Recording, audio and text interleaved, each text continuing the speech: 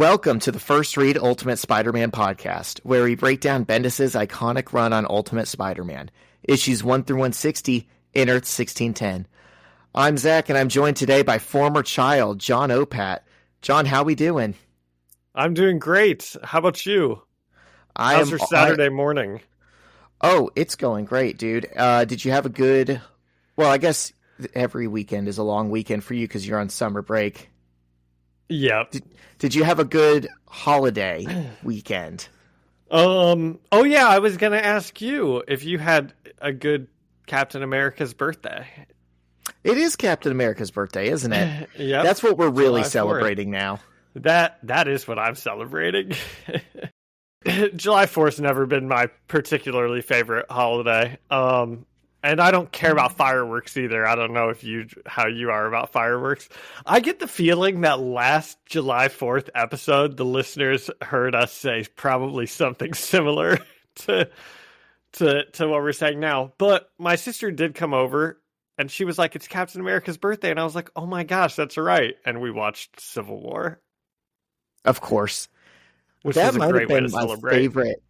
I don't know that that's my favorite like MCU movie, but like that, the rollout of it and seeing it in theaters and that whole era, I think was when I was the most into the MCU. I was like so excited for Civil War. Definitely. It was Black Panther's first movie and Spider-Man.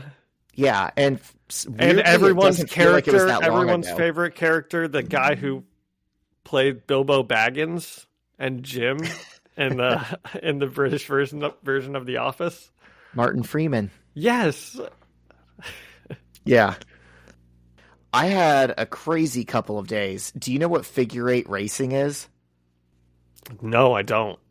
So it's kind of exactly what it sounds like. So it's like semi-professional racing, like stock car racing or whatever. But instead of going in an oval, they go in the shape of an eight. Figure eight. And they literally cross paths in the center. So there could be like a devastating wreck. That's so stupid, dude. You see, like, there'll be like a pack of like 8 cars coming one way and like 4 cars going the other way. And everyone in the crowd is like, they're going to hit. Oh my gosh, it's going to happen. Perfectly thread the needle at high speeds where none of them hit, but they come within like a foot of each other and they're all going... I don't know how fast they go on those tracks. 60 miles an hour. It's insane. That's so I went insane. to my first figure eight racing on Thursday, and that was incredible. And then Wednesday night. And then that's why I woke up Friday and we were going to pod and I said I had a migraine. Dude, I think it was because like whenever they would win, they would do a burnout. And there would just be all this rubber dust in the air. And then one person's car caught on fire and they had to like extinguish it. And my buddy looked down at his drink lid and it was just covered in like black dust. And I was like, oh cool, we're breathing that in. And I woke up the next day feeling nauseous and had a migraine the whole day. Probably. That probably is why. Yeah. Well, that sounds awesome. Yeah. And then yesterday... we went to Ohio and did some hiking, and that was pretty awesome. You guys do so much. Yeah. Our calendar from here on out in the summer is like every single weekend there's something going on. Nice. But it was crazy because it started storming, and we had to take shelter in a cave. And there's like lightning crashing around us and stuff. And there were trees actually falling. We would hear wood splintering and then a tree crashing to the ground. And we just had to wait until it passed. Oh gosh. How long were you waiting in the cave? Maybe an hour. I wouldn't have liked that. I wouldn't have liked that one bit. It was actually kind of cool. It was calming. It was like watching a storm from your porch. Yeah. Okay. I can see that. Yeah. Well, that sounds awesome. That's a good holiday weekend. Yeah. I literally didn't watch any fireworks. That sounds awesome. I did other stuff. Neither did I, but I heard a million of them going outside. And, the cats don't like it. my parents brought their dog over. Dog doesn't like it. You know, just don't. I'm just a curmudgeon. I've just become a curmudgeon in my old age. Combat veterans don't like it. That's the weirdest tradition. Like this year, we're going to celebrate our armed forces by giving them PTSD. It made me. I actually did have this thought. I was like, how much longer is this going to be a tradition? Because I do get the feeling that younger generations don't care as much about it as older generations do. So I don't know. I feel like really doing fireworks might fizzle out here in the next 5 to 10 years. That's a hot take, but I see where you're coming from. Keep me honest with that take. Yeah, okay. Well, we'll look back on that. I could see it being replaced by drone shows. I feel like, drones and LED lights can do so much more than a firework. That would be cool. They wouldn't have to explode, and make annoying noises. I can see fireworks being a lot cooler 50 years ago when you don't have Fortnite and TikTok, that's just your simple pleasure that gives you joy. Yeah. Now I'm just trying to be on TikTok all the time. I don't have time for fireworks. Bro, this sucks. I wish I was playing Fortnite right now. Okay, I have to tell you about something that happened this morning, and then we can get into the issues. Okay. So, yesterday I was playing tennis with my buddy Steve, and he said that they found mouse droppings in their pantry, which is just the worst. I know you're a homeowner, Zach. I'm a homeowner. It's the worst. Have you and Shyla? I mean, I don't know if you have ever found mouse in your house anywhere, but it's just the worst. We had mice in our garage when we moved in. That was a big fight. Luckily, we've avoided them in the house. That was a big fight? With the mice, not with each other. Oh, okay. I'm like, why are you guys fighting with each other? No, it was a long fought battle to de-mice our garage. Yeah, because, you... I sometimes get them underneath my kitchen cabinet, and you just open up the cabinet and there's little specks, and you're like, oh my god, I got rid of these. Why is it back? So when I see stuff, I take action quickly. I put multiple traps out. I've got 3 different types of traps. I've got the poison that they can eat, the sticky traps, and I've got little things that make their scent go away. And I told Steve all this. And I was like, dude, and I, knock on wood, I haven't seen a mouse or any droppings in a year. Zach, what am I about to say? You got one. Incredible. This morning, not 14 hours after having this conversation with Steve, I walk downstairs and there's a mouse in my little trap. I just couldn't believe it. I can't believe it. And it was disgusting, and I hated it. They can't. The only place I find mice or anything is always under the kitchen sink, just because there must be something, in the house where they're able to get in that way. And I do keep those doors shut, and I keep them purposefully shut, with something locking them so the cats can't get into them. Because I don't want the animals getting into the trash, and because I don't want them getting into the mouse stuff, that'd be bad. One time Percy did get his paw in one of those glue traps. Aww. And he was sprinting around the house, trying to get this glue trap off of his paw that, eventually he flung off, but man. Poor guy. I know, we had to go to the vet and wash all of it out of his paw. Yeah. But how crazy is that? One day after having that conversation. I'm guessing that's just how you know God has a sense of humor. No, yeah. I didn't. You always got to do that. Mm-hmm. Anyway. All right. Anyway, I'm sure that's interesting for everyone. Should we get into the issues? Let's get into some Spider-Man. But first, a word from our sponsor. Every business says they're better. But the ones that earn and display the BBB seal back it up. It instantly identifies businesses that are committed to operating with integrity, honoring promises, and telling the truth. Makes you wonder why every business doesn't have it. So look for it, because it's looking out for you. That's why it's the sign of a better business. And find a better business anytime at bbb.org. All right, we're back. And John, you want to finish out a little arc for us? I was talking to my sister before we get into that about, the Better Business Bureau and how they sponsor us and what a great company that they are. I'm not joking about this at all. We'll just give them a little extra love here. But when she came over on Captain America Day, I was talking to her about the pod. And, Better Business Bureau does some good stuff. Like, our company was an A+ rated with the Better Business Bureau. And they weren't a pyramid scheme at all. Uh-oh, we just had a little... Zach, I've lost you. Yeah, we just had a little Wi-Fi malfunction. Okay, are we ready? You can take out all that stuff about the Better Business Bureau. I'm absolutely not going to. All right, yeah, we're ready. Get us into issue 120, John. Issue 120, written by Brian Michael Bendis, penciled by Stuart Immonen, inked by Wade von Grawbadger, colored by Justin Ponzer, and lettered by VC's Corey Petit.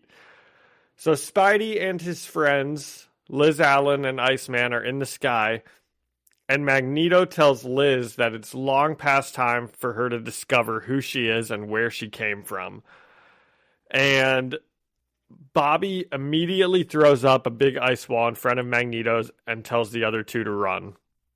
So Peter and Liz begin swinging and flying away, and Magneto pretty easily deals with Iceman, throwing him out of the way and telling him, "This concerns you not one bit, and I refuse to engage in a fight with a child so below my power set."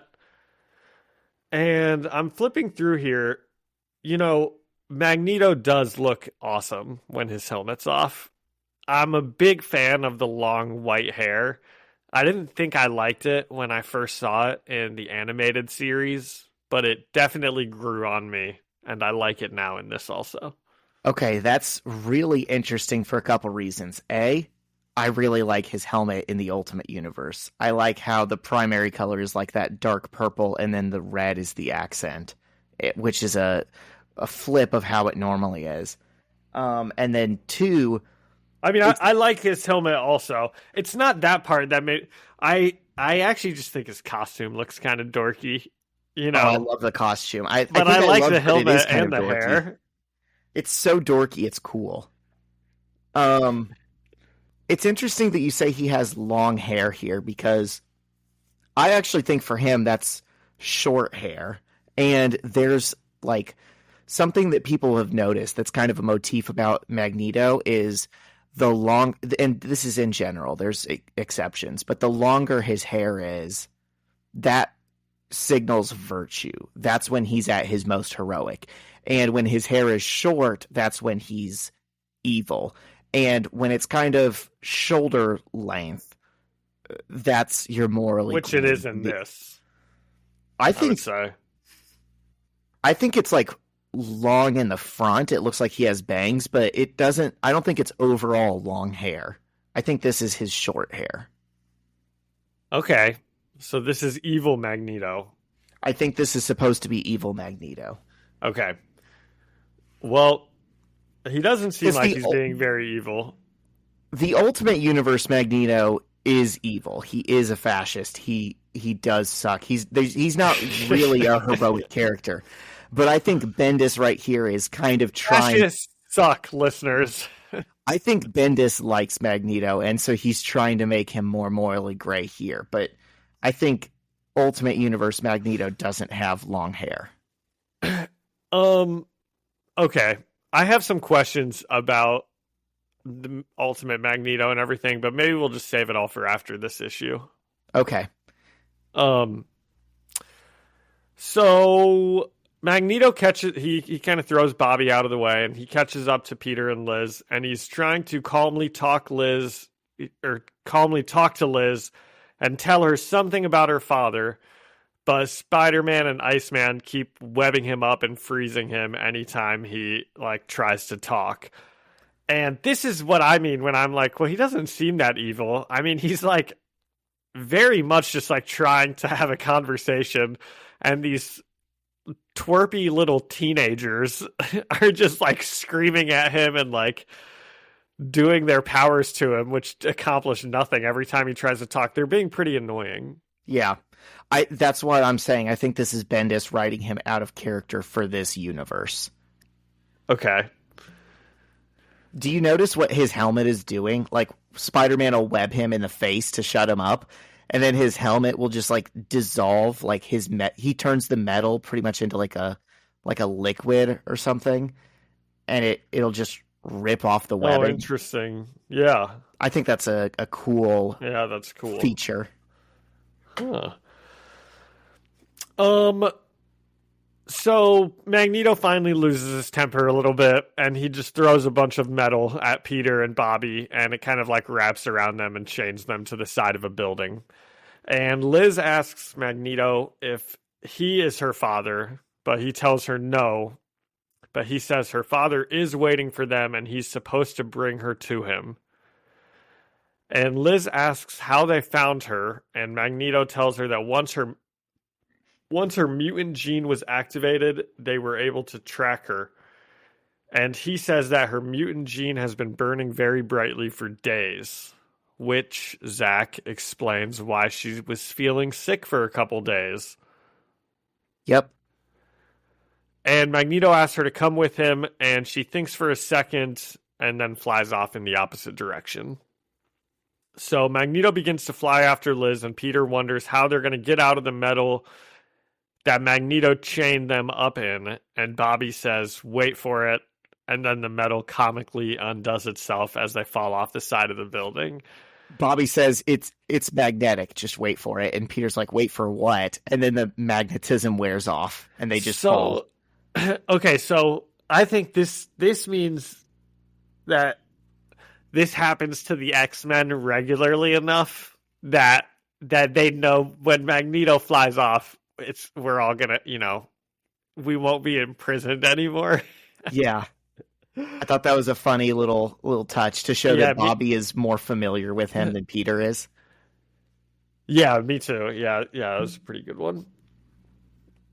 And so let's see. Liz is talking to herself as she's flying home, and she's talking to herself about being a mutant, and she crash lands on her front lawn naked. And I know we did a lot of these last week, Zach. So if you don't want to, you don't have to do it again. Ka-chow. Nude teenage transformation and her mom comes out and she says, I'm a mutant, Mom. Who is my father? Before her mom sees Magneto off panel and saying, you. But not in the way that she's saying, like, you're her father. Maybe Bendis was trying to give us the old switcheroo for a quick second here, but I don't know. I mean, Liz thinks that. She's like, he's my father? And she goes, no. But I just does him. She? Yeah. So Liz's mom tells her that Magneto kept her from seeing her father, and she tells Liz that her uncle... I thought this was so funny. Oh my God. She's like, your uncle Frank is your father. And I'm like, okay. and I'm like reading this, and I'm like, well, who the is that? That means nothing to me. I have an Uncle Frank too. Maybe he's a mutant. Maybe. Okay. John, I got to talk about this. Oh, wait, Liz does say her uncle was a mutant. I told you, Zach. Oh my God. I told you she knew that her uncle was a mutant. I blew a 28-3 lead here because I've read this series before and forgot this stupid line. It would be so much funnier, and it would say so much more about Liz's personality if she had been lying the whole time about this uncle. And the way it seemed, I really thought she was. It felt like Bendis was playing at, this girl's a liar. Okay? You can't rely on what she's saying. And even this week, okay. John, I was so prepared to go in and gloat to you. I put on the Instagram before I read this and was like, oh, that line is in there, isn't it? I put on the Instagram. I would have forgotten about that if you didn't start saying it. I said, Webhead, settle the debate for us. Is Liz lying about having a mutant uncle? And 62% of you said yes. You wrong. Well, technically she doesn't, Zach. Because she has a dad that's a mutant. Yeah, I win on a technicality. But she did think she had an uncle. But did she even know that he was a mutant? You know, who's to still say? She could have still been lying, you know. And here's the thing about that is the person it ends up being should be named Fred, not Frank. It's Fred Dukes, okay? It's the Blob. Oh, yeah, I've seen Wolverine Origins. What the f*** are they doing calling him her Uncle Frank? That's like if you made an adaptation of Spider-Man where Harry Osborn was really Barry Osborn, because what does it matter? Well, what doesn't matter? It pisses me off. Isn't Deadpool like Sir Deadpool or something? Don't they call him something? Don't they have like an extra name? Weren't we Captain reading Deadpool? Was that what it was in the comic that we read? Oh, Wadey Wilson. Yeah, it's like they called him Wadey Wilson. Come on, guys, let's do it for Wadey. That did piss us off, actually. So yeah. Bendis, just use these people's real names. There's nothing. It's not like you're, trying to make a name, a ridiculous name that they used in the 60s that no one uses anymore. It's not like a Slim Summers situation here, or Peter Palmer where you're righting a wrong. People are still named Fred. People are still named Wade. That made me laugh when she was like, because you're like expecting to hear something, like impressive or shocking, or who's my father? It's Uncle Frank. What? Here's my headcanon. We have caught Bendis make mistakes before, right? We've caught him saying Peter isn't Jewish on panel and then insisting in interviews and in other places in the series that he is Jewish. In my head, this just plays so much better if Liz was lying the whole time. She didn't know her uncle was a mutant. She didn't know her uncle was her father. And she's been using this as armor the whole time for being a mutant phobe. I still believe that because that's a better story. The thing is, when people say, all the cats are running up. Let's see if they spill anything. Like when people say like, well, I have a black friend, so I can't be racist. Those people usually do have a black friend that they're like thinking of, No, they have like an acquaintance. But that's what I mean, right? It's not it's not like they're lying. So if we think really that's what Liz is doing, then it would make sense also that she is like, no, I can't be a mutant phobe. I have a mutant uncle, Uncle Frank. Big fat guy. To themselves, because they don't really have like a relationship rooted in respect with their black friend. It's like a black coworker or like a black neighbor or someone that they But I'm just saying it's tolerate. Not a figment of the imagination, right? Like you think Liz is like making someone up. That's what I was saying. Dude, I feel like Liz is the kind of person to make someone up. I mean, just the way we've seen her, who knows? She is so petty and in her own world, and believes. Well, I'm willing to say that she did make him up because that's what the webheads went with, and that's the end all be all. I literally was messaging with a listener this week who said, "Yeah, I think Liz made up the uncle," and said the exact same thing as I did, and I. This is now infamous to me, but I was like, I will die on the hill that she made up this uncle. And then Bendis goes and puts it in the book that I'm wrong. But now I'm Uno reverse card. You're wrong. Yep. My version is better. And because it's her dad. You want Look at me. Technicality. I am the captain now. Okay, where are we? Let me find this. So, dude, these cats, man. Okay, so Liz's mom tells her that her Uncle Frank is her father, and Magneto again tells Liz that he will take her to him. And Liz's mom scoffs at Magneto's Brotherhood of Mutants and calls them terrorists. And Magneto says, not to other mutants, only to humans who would repress us. I'm sorry, Zach. I had a fun thing I just remembered the whole reason I was talking about the mouse stuff, and I forgot about it. So let me go back here. Can't believe I forgot this. Okay, I was gonna try to find a way to work this in, like, just out of, not making a big tangent for it, but it makes me feel really bad when the mice die, and I look at them and I'm like, oh man, it died, right? I hate doing that.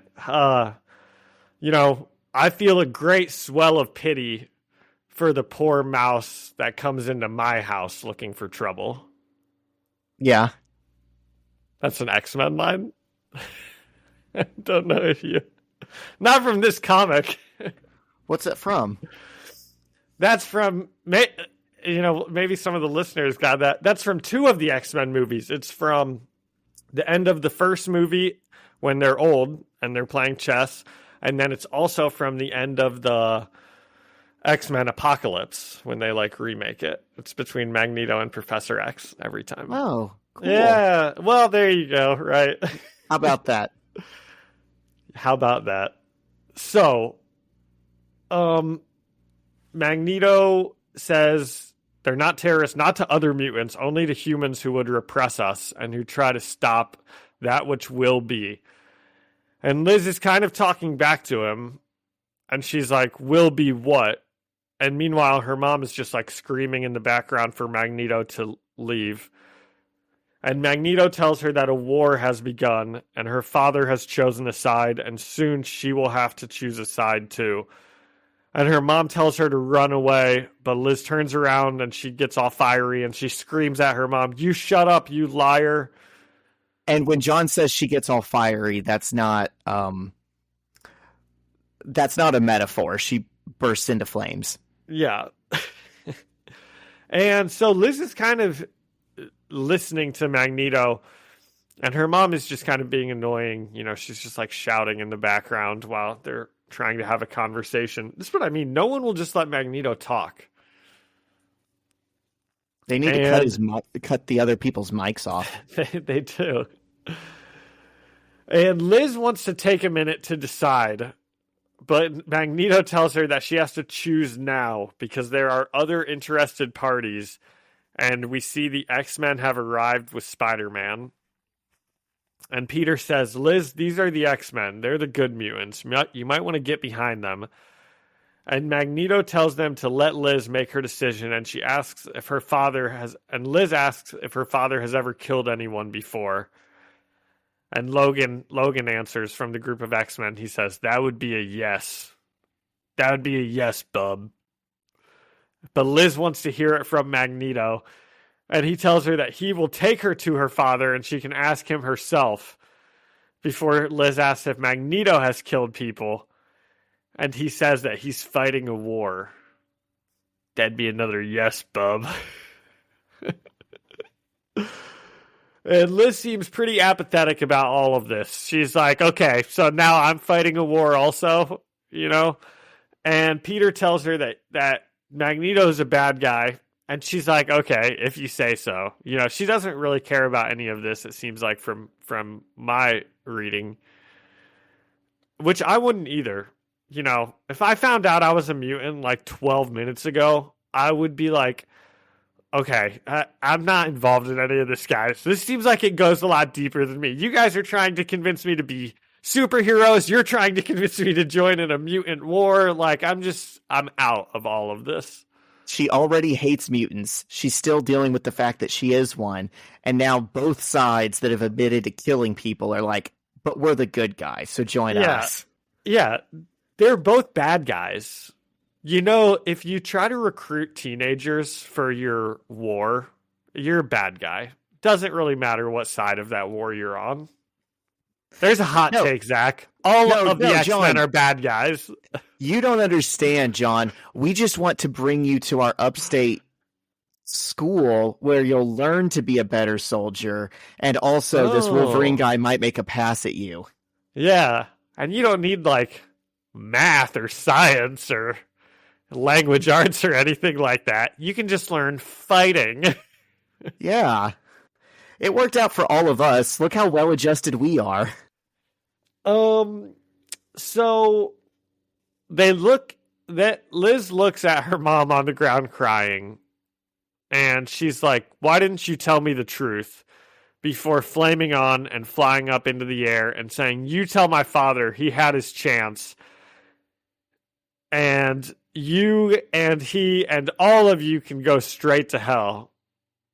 So this is awesome. Liz is actually the best character in this whole issue, which is hard to do in an issue with Magneto and all the X-Men and everyone. But yeah, this is her best moment in the series. This is my one Liz is right you'll ever get. I like Liz in this series. I like to hate her. I don't like have her a problem as a with heel. Liz's mutant phobia, okay? She's every time Liz has seen mutants, they're like blowing stuff up and like destroying everything around her. And it's not like she's not that mutant phobic. Dude, she's just like they're kind of dangerous, you know? No. Okay. I call cap. Maybe forgetting. She was like immediately racist to Kitty for like no reason. I'm just and saying, all Kitty does is phase through walls and stuff. Yeah, but like Liz isn't that bad. She's still like Mary Jane's friend, and you know she's going out with Johnny Storm. She's like doing dates and whatnot. I'm not saying she's like a war criminal. I just don't like that. So Storm and Jean Grey prepare for a fight, right? Liz flew off, and they tell Magneto that Liz made her choice, and he tells them she'll come to me, just like you did, Scott, and like you did, James. I'm going to free you, all of you, and you will thank me. This guy's a badass, too. Magneto kind of rocks. He does, and he's always right about everything. He sucks in this universe, but he rocks in this issue. I have so many questions about the X-Men in this universe. Like, so Magneto found Scott. So Magneto found Logan. We're guessing that's who he's talking about when he says James. So how did Magneto escape from S.H.I.E.L.D.? You know, I just have a lot of questions, and we're not getting the answer to them because we're in a Spider-Man comic. Yeah, I wish I could answer them for you, but man, I have such a particular idea of what the X-Men should be, and every time I read Ultimate X-Men, I end up getting disappointed. So it's so funny. Like, I don't care about the Avengers in the main universe, but I've read all the Ultimates. I have read a lot of Ultimate Fantastic Four. I've read a lot of Ultimate Spider-Man. I love this universe so much, but they did my mutants dirty. And so I don't really know what's going on in their side of the world at this moment. Okay. And so the X-Men and Peter, so Magneto kind of like flies away, right? They're not having a fight. So the X-Men and Peter wonder where Liz might have gone. And we cut to, they're like, Peter, you're her friend. Where could she have gone? And Peter thinks. And then we cut to MJ running out to see Liz in her backyard. And I wrote, she gives her a blanket so she doesn't have to do a nude teenage transformation. Mary Jane's a good friend. She is. Isn't this like the second time though we've seen Mary Jane specifically do this for someone while like everyone else is just like keen to like let them be like naked? Like I want to say maybe Mary Jane did this for like Gwen or maybe one of the Spider clones or something or you're misremembering. Jessica did it for Mary Jane. Did it. Yeah, that's right. That's right. But that is a good touch that it's always the ladies looking out for each other. Yeah. So MJ and Liz just sit on the lawn and talk. And MJ asks who her father is, and Liz says an evil mutant terrorist. And MJ says that maybe they should go talk to Kitty. And Liz says, she's a jerk, you hate her. And MJ says that she doesn't hate her. And that's kind of cute. And then Liz asks what happened to Harry Osborn, asking if he was a mutant. And out of nowhere, Spider-Man shows up and says his dad ruined him and then killed him. And Liz is very startled, and she asks how he got there before asking MJ, why aren't you freaked out that Spider-Man is in your backyard? And MJ looks at Peter and says, what am I supposed to say here? And Peter says, I'm thinking this is a big enough thing where I have to trust her. And MJ says, I think so too, but it's your call. Before Peter takes off his mask, and Liz is like, oh my God. And Peter begins to explain to her what is happening with her is totally different than what happened to Harry. And Liz says, oh my God, that's why you hate Kitty. She was, and he was, and MJ tells Liz to focus. That's awesome. That's some good stuff by Brian Michael Bendis. She's like piecing it through, piecing it all together in her mind in real time, and they're like trying to have a conversation with her, and she's like, hold up, let me make this make sense to me. Well, no, first. it's because she doesn't give a about any of this superhero stuff. She like cares about how this affects her life, which is like, oh yeah, that's why you hated Kitty, she's like thinking about it like a teenage girl would, not like a superhero. Yeah. Okay. You're right. So Peter tells her that he's been through this and he can help, and that Liz can't tell anyone, and that she should go and stay with the X-Men and learn how to use her powers. And then in the next page, Liz is getting ready to leave with the X-Men. And I just think that's so stupid, dude. I thought maybe we were going to get some good, like, Midtown High, everyone's a hero, and everyone knows who Peter is, but they're just kicking these people out of school whenever they find out who Peter is. They just kick them out. Yeah, like Geldof. Where the hell is that guy? Harry Osborn, Geldof, Liz. Yeah. I'm sure there's at least one more. Someone we're forgetting. So Liz gets ready to leave for the X-Mansion, and she tells Peter, you're amazing. You're an amazing friend. You ran to help me. I won't forget this. And Peter tells her, just remember that with great power, there must also come great responsibility. And Liz tells him that he sounds like a tool. He finally was able to get it out, because last week he kept trying to tell her that, and she didn't want to hear it. I don't really think it's right that, I don't know, I think it adds to the fact that people would be scared of mutants if every time someone immediately gets their powers, it's like, okay, you are now a superhero. Like, you have a lot more responsibility now. Like, can't mutants just be like normal people? I don't know. They should be able to be. I don't know. I think so. I think so, Zach, but maybe I'm just a freaking snowflake. Okay. I think he's wrong for taking his mantra that works for him and applying it to everyone else's situation. Yeah. Liz didn't watch her Uncle Frank get killed when she could have done something. Peter. Okay. Not everyone's like that. Maybe to her, great responsibility is just not burning down the mall and not joining Magneto. Yeah. Maybe that's enough of her doing her part. So we cut to the Savage Land from years ago, and we see the Blob telling Magneto that he got in touch with this girl he hooked up with even years ago before then, and it turns out she has a kid. And he wants Magneto to bring him there. Okay, this is like, I kind of had a problem with this because Magneto's supposed to be like the leader, right? So why is he run. Oh, never mind. We'll get to it here in a sec. Okay. And Magneto tells him no, but if the girl turns out to be a mutant, then they can bring her. And he tells Frank, Xavier's here now. The Citadel is almost up and running. This is our time, your time. We've all made sacrifices for this. What we're planning is so much more than anything a family could give.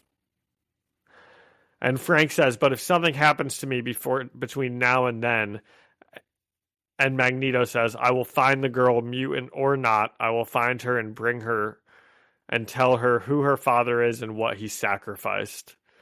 And the issue ends with Blob beaming up with the sun behind him saying, I have a daughter.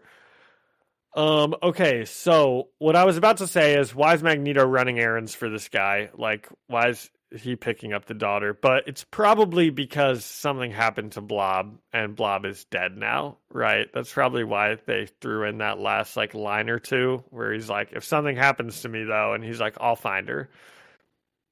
Yeah, I would imagine so, but without reading Ultimate X-Men, there's no way to say. But that's what it seems like. Yeah. Okay, so what did you think of this? I'm with you on it's kind of a disappointing resolution that Liz is going with the X-Men when we could just have another superhero in the cast for Spider-Man's book. It was fine. I don't know. Like, you were the one who was really looking forward to seeing more Magneto and seeing some X-Men. And how do you feel about this resolution? Was it satisfying? No, it was pretty disappointing. This wasn't a very good issue, I don't think. Okay, and here's my reasons why. Because,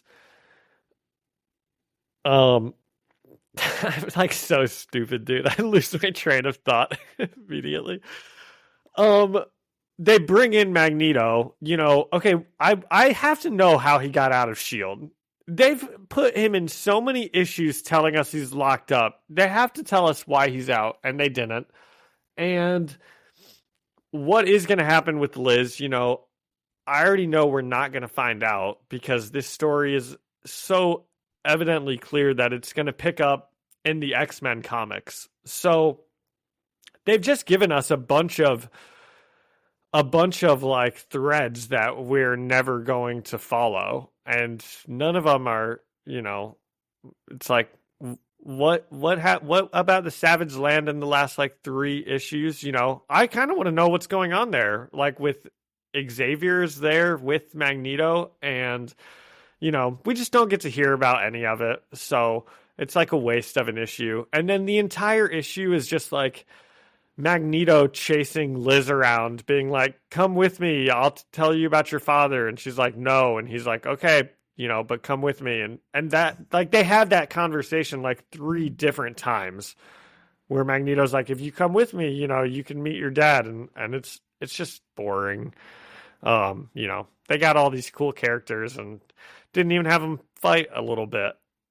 Yeah.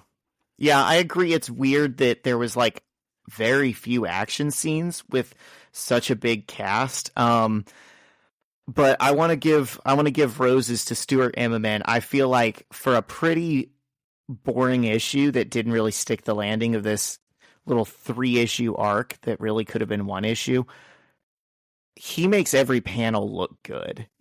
All the panels of Magneto are fun to look at. All of the X-Men look shiny and new and cool.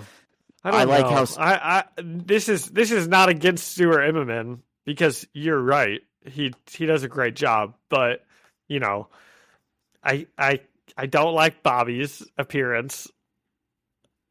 When you don't like the do-rag. No, I don't. And I don't like Logan. And I don't like Logan's appearance in that one panel he's in where all the X-Men are there. Why don't I like what he looks like? So just because it's not Hugh Jackman. Yeah, that's what he looks like in the Ultimate Universe. You said the same thing. Yeah, probably. Previous times that we've seen him, you're like, this isn't Hugh Jackman. Yeah, and I hate the way the Blob looks. I mean, he looks like a blob. He does. He does look like a blob. He looks like the guy in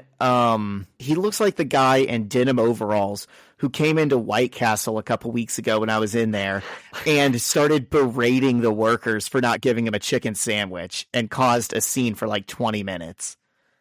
I could see the Blob doing that. It was really uncomfortable.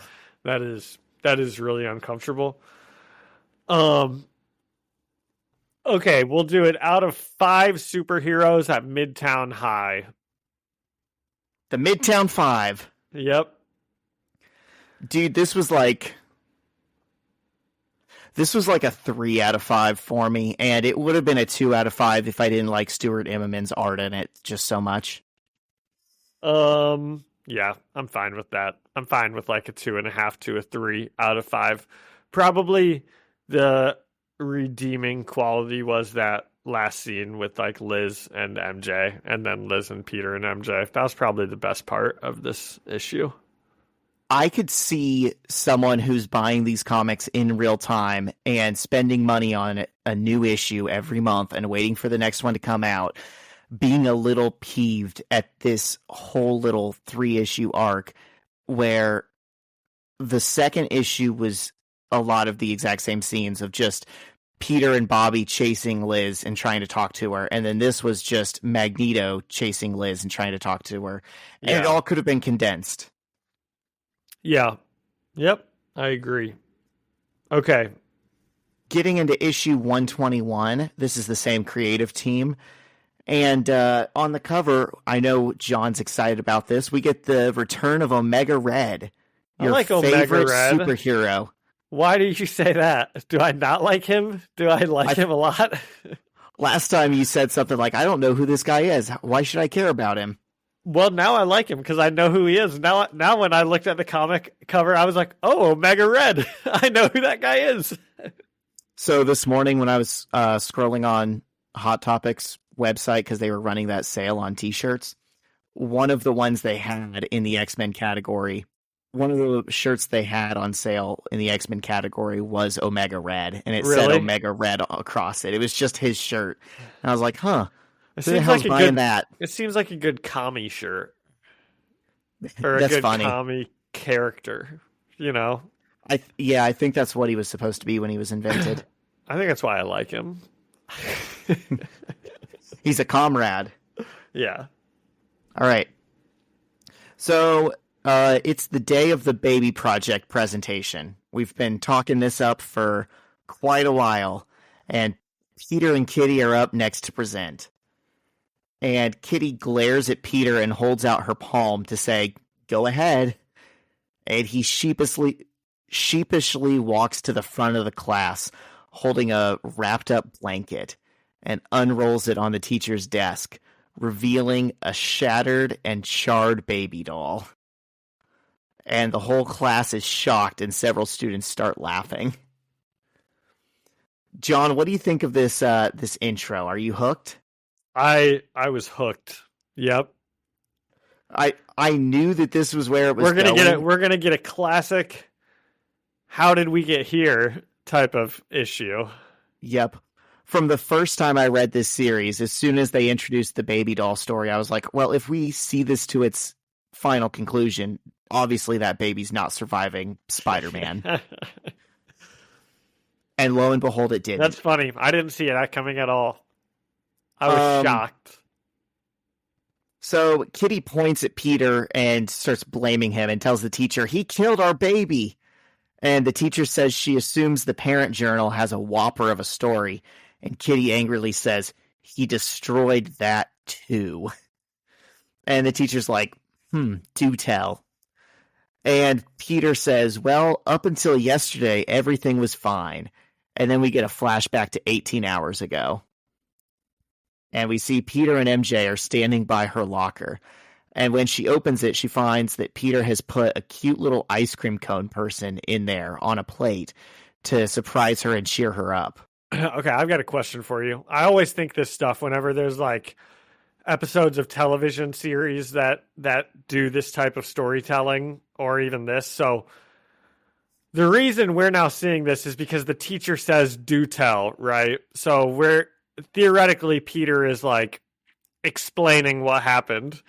So is he like, well, it was like any other morning day. I had made this cute little ice cream thing and I put it in MJ's locker and she saw it and she thought that it was pretty cute. And, you know, I was like, well, you gotta eat that quickly before it melts, MJ. Like, is he's explaining all this to the teacher, right? So presumably, but also, I don't know if you see the, like narration boxes that have the blue background behind them. That is supposed to be what he's literally saying in front of the class. So that is actually now, if there's what he's little saying. bits and details that aren't in there, that I don't We know. lost Zach. Hello, John. Can you hear me? We lost Zach. Yeah, I'm back. I can hear you. Okay, that sucks. I do see the blue narration boxes. You just have an answer for everything. Okay, did you hear the whole explanation that's like what he's saying to the class? Yeah, exactly. Yeah. And then we're Okay. seeing everything else, but that's what he's saying. Gosh, dang it. Bendis doesn't let me have any fun. He thought of everything, at least on this one. So Peter asks Mary Jane if she's heard from Liz, and she says no. And he says she still might. They have a phone at Xavier's. And MJ says her and Liz have been friends since second grade, and it's weird that she's now suddenly not at school with them anymore. And Kitty runs up to them and asks if Liz joined the X-Men. And Peter says he thinks so, and Kitty yells, "Her? I got kicked out of there. How's she in and I'm not? She doesn't even like mutants." And she shoves the baby doll into Peter's chest and says, "Here, I'm done with this. It's your turn. Take our baby or I'm throwing him in the dumpster." And Peter says, "It's a her." And Kitty storms away and MJ says, "It's always hardest on the children." But Yeah. like Kitty could go back if she wanted to. Right? I don't think so. Are still assuming. I think they told her to get lost. Interesting. And later on, the kids are in a class where the guidance counselor is speaking to them. And she's addressing all the tragedy and drama that's happened so far in the school year and says something about Spider-Man before asking, "Which one of you is Flash Thompson?" And Flash groans and says, "I'm not Spider-Man." And the guidance counselor says she knows. She's just saying they've had run-ins with the media, and Flash cuts her off and cups his hands around the side of his mouth and yells, "I'm not Spider-Man." And the counselor's like, "Okay, well, let's change the subject," and starts talking about Liz Allen being a mutant. And we see Kitty glare, and the counselor opens up the floor for anyone to say what's on their minds. And one kid says they should get the day off, and the counselor's like, "Yeah, that's not happening." And then she looks at Kitty and starts to say, "Hey, I know you have some experience with this. Maybe you have something to share."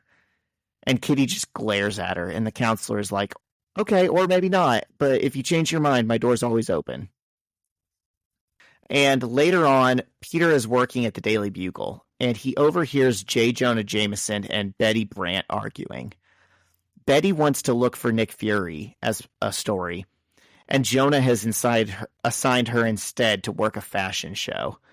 And he says that's the level of reporting she's proven herself capable of doing, because she was caught canoodling Kraven the Hunter when she was assigned to write about him.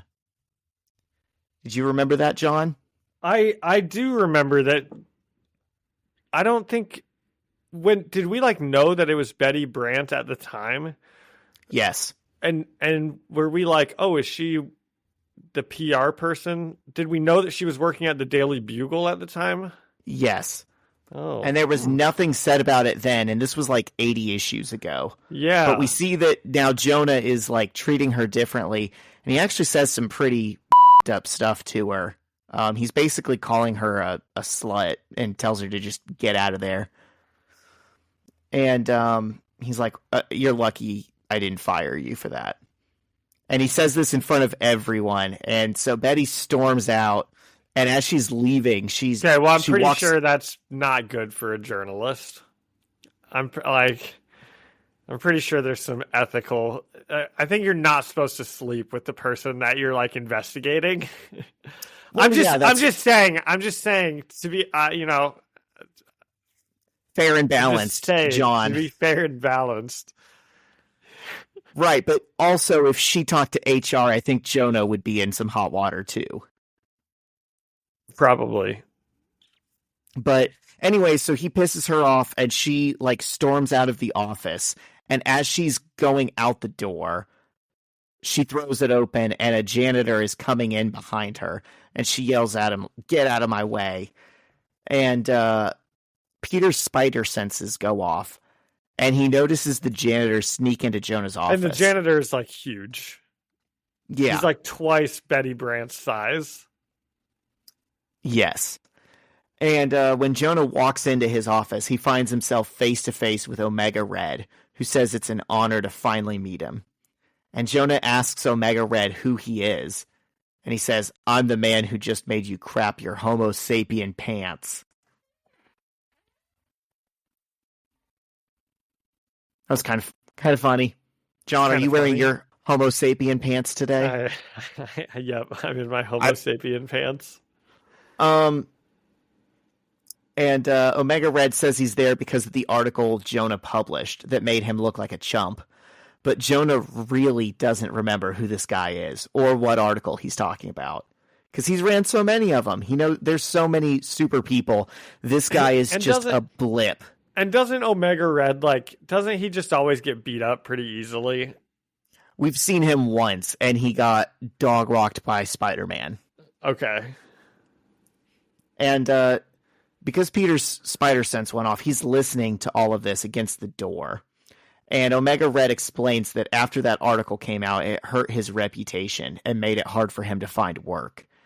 And he throws Jonah across the room, and he says he was going to show restraint because he knows Jonah's just doing his job. But he's noticed he's publishing articles against the good people at the Roxxon Company, and Omega Red is trying to get back into their good graces. So, because that's who he was like. That's the last time we saw him, was when all that stuff with the Roxxon was happening, right?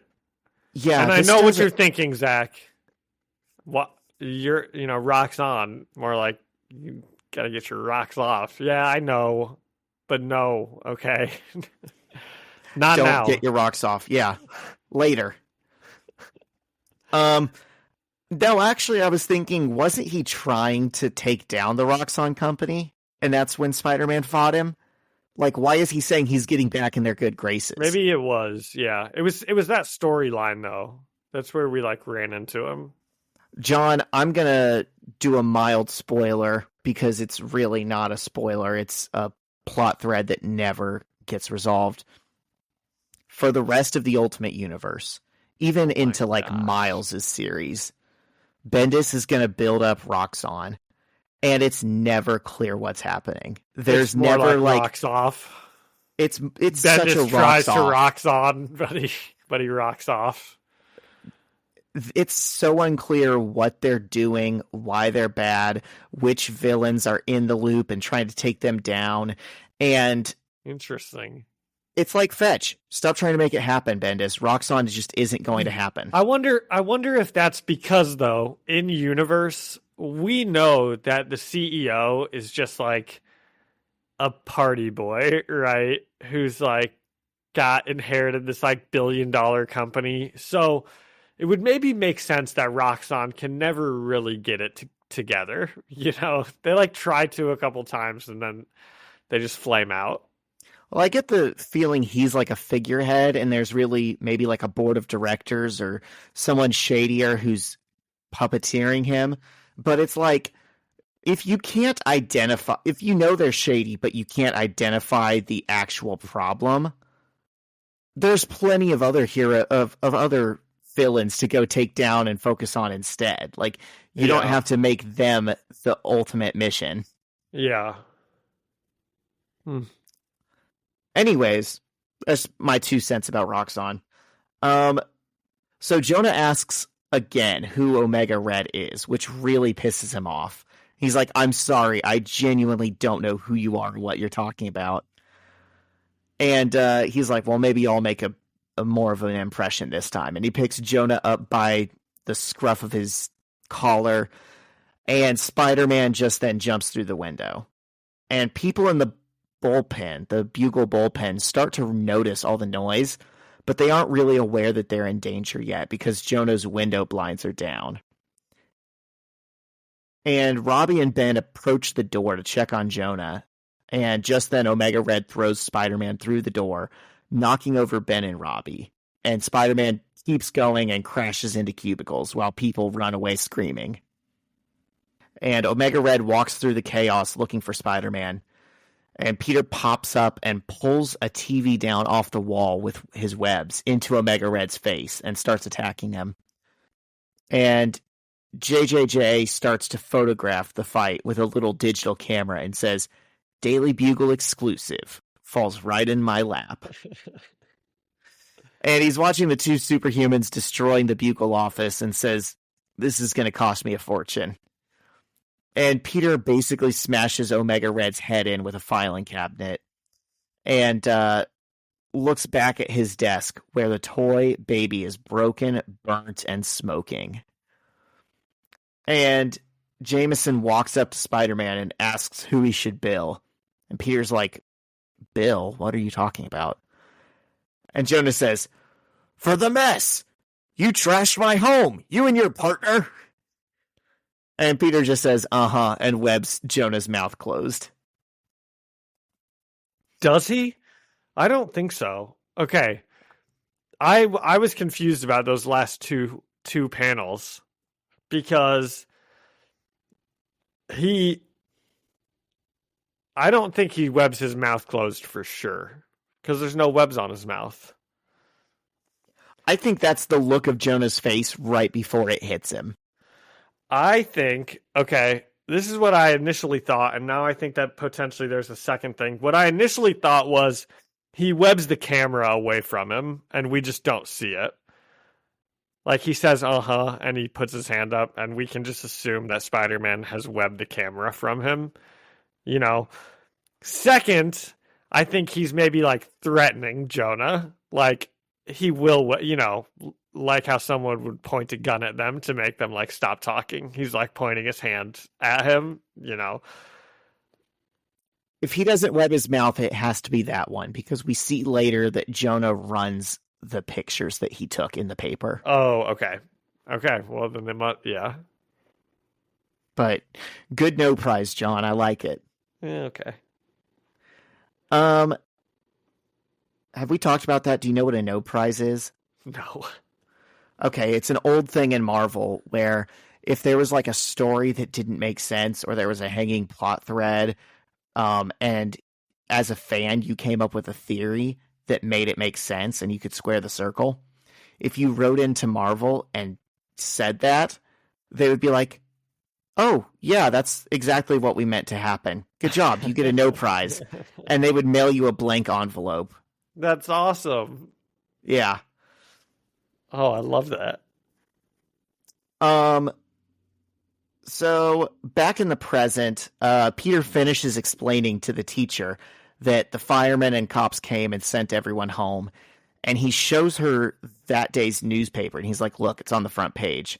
And it corroborates his story. And then he shows her his Daily Bugle employee ID to prove that he really works there.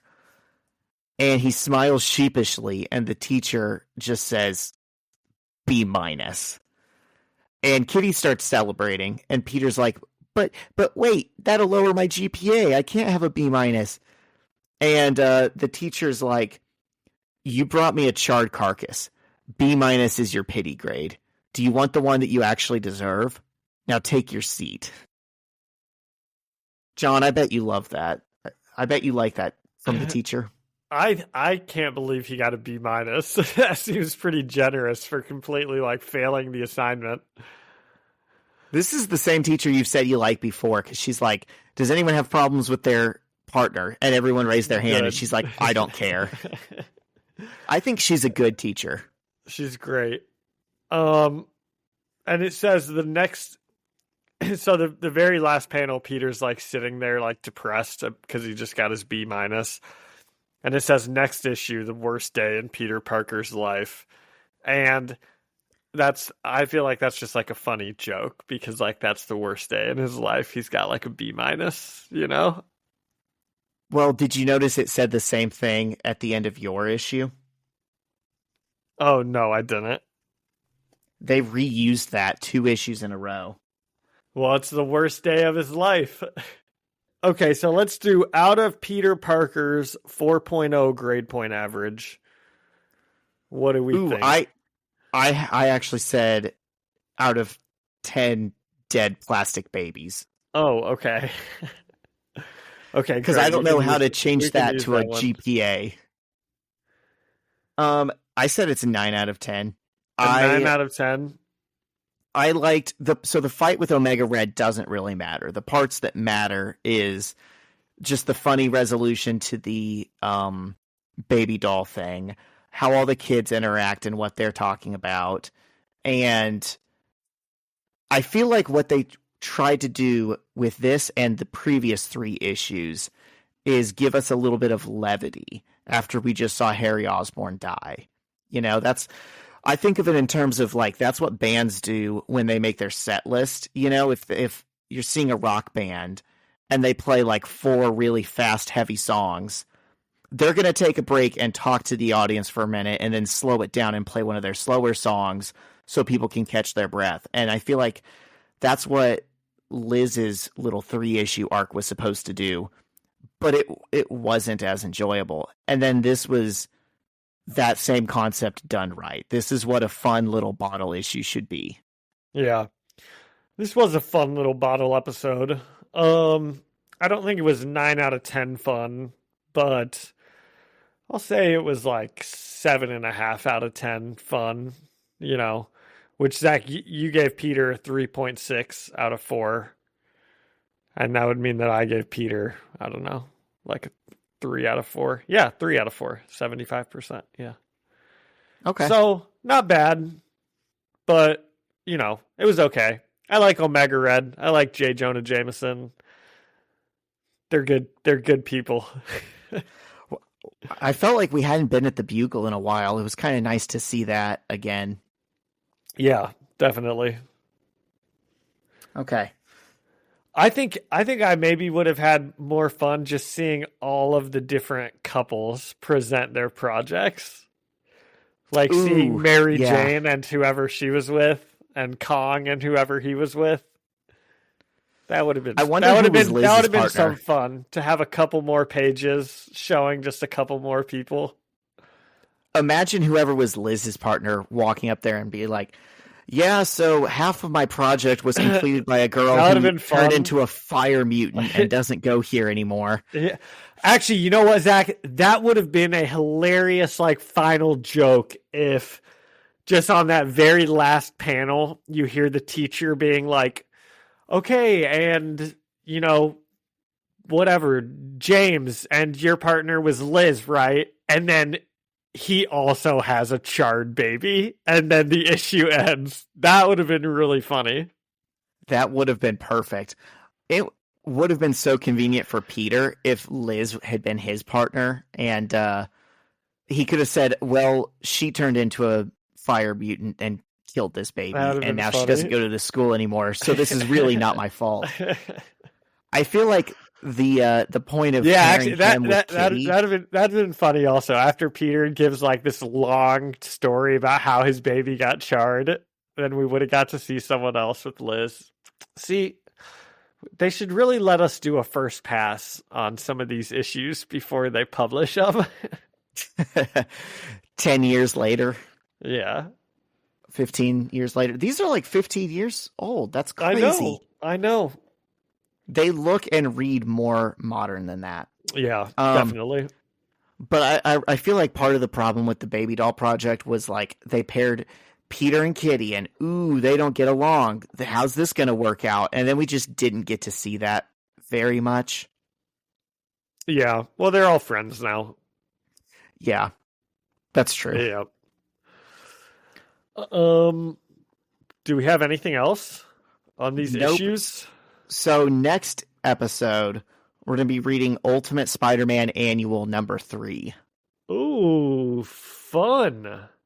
This Ultimate was Spider-Man Annual number 3. Yep. This was a controversial one when it came out. There were some articles written about it. Is it a double issue, I'm guessing? Yeah. Okay. All right, cool. I like it. I like the sound of that. Hell yeah. I also want to read the Sorry. new Maker issues a lot. Like at some point we need to jump into the current day Ultimate run that they brought back. Yeah, I'm keeping up with it, but it's so different from this. Yeah. Okay. That's not a bad thing. It's just I'm not sure how related it is to what we're doing. I don't think we're ever going to see him like bring in some of these characters that we're looking at, which is kind of a shame, but also a cool story. It is a cool story. I'm enjoying it. Yeah. We can look at more Maker stuff, John. I know you like the Maker. I do. I think you were about to ask me if I had anything else, and I'm sorry to say that no, I don't think that I do. All right. You want to answer some trivia? Yes. You don't have anything else either? There was a new Boys episode 2 days ago. Did you get a chance to watch that happened. it? Yeah. And there was a more woke, way more male asshole and balls. Exactly what I've come to expect. Okay, there was the slightest tie-in to our Spider-Man story this week that we read, because multiple people, we meet the boys' equivalent of Spider-Man, Webweaver, and multiple people talk about how like stinky his costume is, and then at the end of my issue today, Spider-Man tries to go in for a kiss with Mary Jane, and she's like, your costume smells terrible. And I'm like, oh, like Webweaver. Yeah, just like Webweaver. Yep. I bet he's into some of the same stuff as Peter. Probably. Like German chocolate cake. Yeah, it was I don't know, it was a good one. I'm waiting for these last 2 issues. I don't know. It feels like episodes, yeah. Yeah. It feels like if you go back and watch the season 1, it's like every episode was like there was so much happening, you know, and like there was a lot more that could happen because they had to introduce all the characters and they hadn't, you know, introduced a bunch of storylines. And now it does just kind of feel like there's like a couple big episodes and then you're like waiting for the finale or like the 2-part finale because you know that's when the it's really going to hit the fan. Yeah, it feels like we're in a holding pattern that I understand why they can't get out of, but they also need to, where it's like the story doesn't really progress until either Butcher dies or kills Homelander. And those are like the 2 characters they need the most. Yeah. Yeah, I mean, we've kind of been waiting since like season 1 for like something to happen with these guys, and I don't know. We'll get a bunch of stuff here in the last couple episodes, and depending on how good they are, it will probably be like, you know, season 4 was awesome, or like season 4 was just okay, you know. I'm fully expecting an ending that's like, oh bollocks, he got away again. I'll be kind of upset if they don't really make something like big happen here, because, you know, you make us wait for 2 years just to like put out an 8-episode season that we're done with in like 6 weeks. I don't know. I'm not getting as much as I like need to tide me over here for the next 2 years before season 5. I feel need like a lot more stuff to happen. They're at a crossroads where they can do what the story requires and kill Homelander and kind of end it sooner rather than later. And well, they announced it's 5 seasons, they said. Okay, so there's one more? Yep. I was going to say, they can do a Breaking Bad and end it right at the perfect moment and be like one of the greatest shows ever. Or they could do like the Walking Dead, Game of Thrones thing where they just run it into the ground, and it ends unceremoniously. I think that they're going to end it like perfectly, but I think that maybe what that means is this season 4 is going to be more like just building stuff up for season 5. Like, I don't think that we're going to get the end of like the Sister Sage. I don't know. We've had Sister Sage all season, and it's like, what are they really planning? It's like every episode. What has she done? Exactly. Like we know she's doing stuff and she's conniving, but we're not getting enough of it, I feel like. I feel like the big conclusion this season has got to be a January 6th insurrection, because they've specifically mentioned that date, and they're like, that's the day the election is certified. That's when Robert Singer really becomes president. And they are being so on the nose with everything else. I think there's going to be some kind of insurrection. Maybe Homelander will help with it. I've not read any of the boys' comics. I don't know if there's like something else that's obvious to those readers that I'm missing, but I just feel like it'll be something like that. Yeah. I don't think they're following the comics super like religiously. But it's been pretty good. I'm expecting good things from these last 2 episodes. Yeah, let's hope. And I'll be upset if Butcher dies before like season 5. I need to see him the whole series. Like, the best scenes are when he's there, you know? I think that's almost one of the reasons this doesn't seem like there's that much happening is everyone hates Butcher now. They don't ever talk to him respectfully or nicely, and he's just off on his own.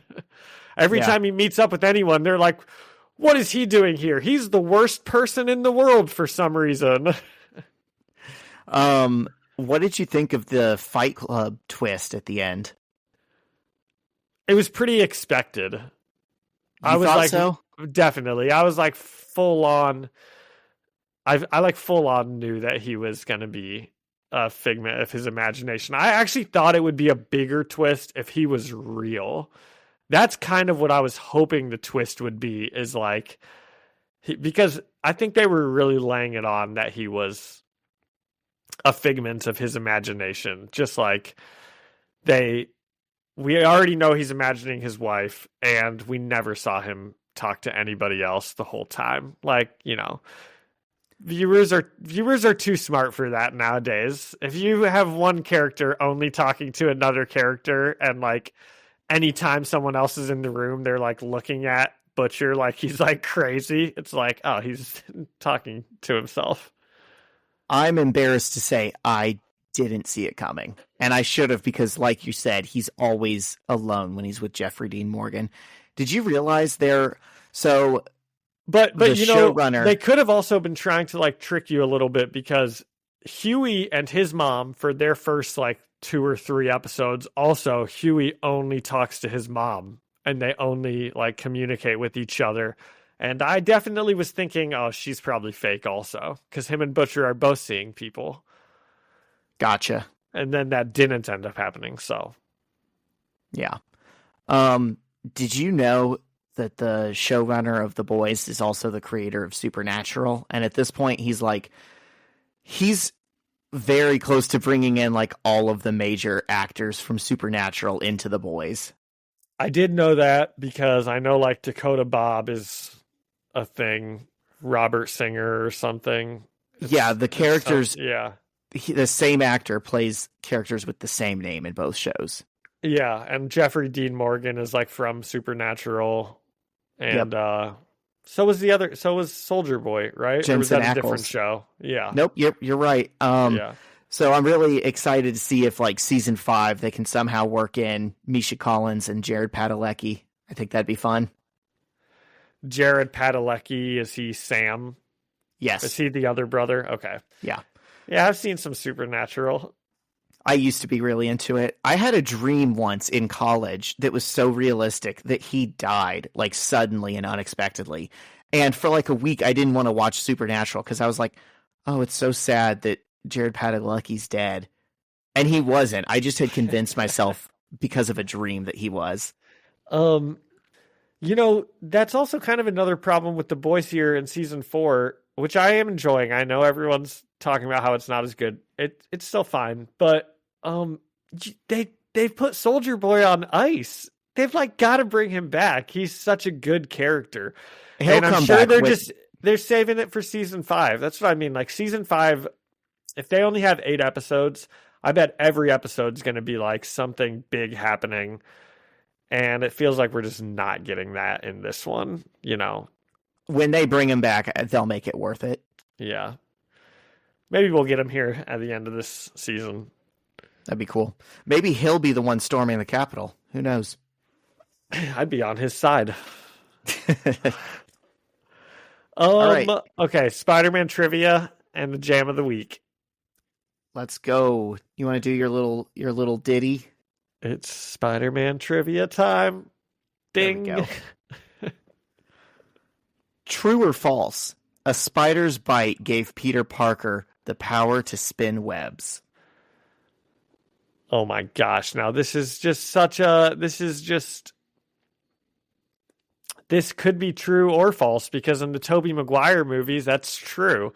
But in most things, that would be false. He cannot create his own webbing. Right. It's false. He needs the web spinners. I'm going to take 2 points for that one, for getting both the true and the false. I'm curious, which do you prefer? Do you think it works better if he has to build his webs, or works better if it's organic? I don't care. Okay. I'm fine both ways. All right. I think it works fine both ways. What do you prefer? You prefer he has to build them, obviously. No, I like it organic. Really? Yeah, I feel like that's more realistic than he also was able to invent like the coolest thing that no one else has thought of. That's true. Yeah. All right. Peter Parker lives in which borough of New York City? He lives in Queens. Yes. Bonus points if you can tell me the neighborhood. Well, he goes to Midtown High. I think we all know that. He lives in Queens. What's the neighborhood? What is it? Midtown? I don't know. No, Midtown's in Manhattan, because we've talked about how it doesn't make sense that he would go to school in Midtown. He lives in Forest Hills. Oh, I would have never gotten that. But that's where a bunch of NBA players like are from. Forest Hills, I recognize mentally as like they put out sports stars in Forest Hills. They also put out the Ramones. And they put out Spider-Man. A lot of good things coming out of Forest Hills. Yeah. Right. Okay, so I'm 3 for 3 right now. True or false? The Daily Bugle eventually proclaims Spider-Man a hero. True. I feel like it should be true, because I'm sure it's happened at some point, but it says false. Okay. They actually label Spider-Man a menace. He is a menace. Okay, 3 out of 4. Pretty good. Pretty good day. Oh, man. Okay, I'm going to give you this fourth one just because it's a toss-up. Okay. Where does Peter Parker go to school? Midtown High. Yeah. That's really weird that they put that there, because you also probably could tell me where he went to college. MIT. No. Then I can't tell you that. Okay, Empire State University. No, I wouldn't have known that one. Good thing wasn't a trivia question. That wasn't a trivia question. That's where Eddie Brock went in this series. And he was showing him around. He's like, yeah, when you get here, it'll be great. I remember. He's like, girls stink, dude. They only want you for your money and your cars. To be a true alpha male, you got to disrespect them. Yeah. Okay, what's the jam of the week? Okay, so I almost picked this one for last week. I saw last month when I was at that hardcore fest where I got hurt. One of the bands that played was Angel Dust, and I've listened to them for years, but I kind of had fallen out of listening to them, and seeing them again reminded me, oh yeah, Angel Dust is really good.